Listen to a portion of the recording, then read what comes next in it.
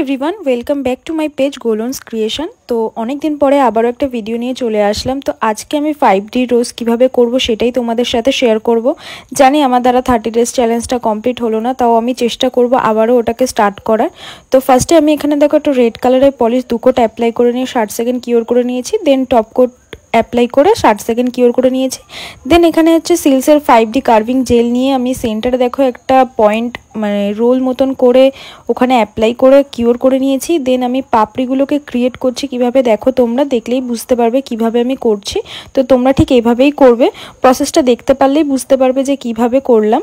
আর তোমরা যদি আমার নেক্সট ব্যাচে জয়েন করতে চাও তাহলে অবশ্যই আমাকে ইনবক্স করো, সেখানে আমি সব ডিটেলস জানিয়ে দেবো। তো এটা পুজোর আগে আমার লাস্ট ব্যাচ হবে, তো যারা যারা জয়েন করতে চাইছো অবশ্যই আমাকে ইনবক্স করো। তো লাস্টে দেখো আমি এখানে পাতা ক্রিয়েট করে রেডি ছিল আমাদের আর্টটা। তো কেমন লাগলো জানিও।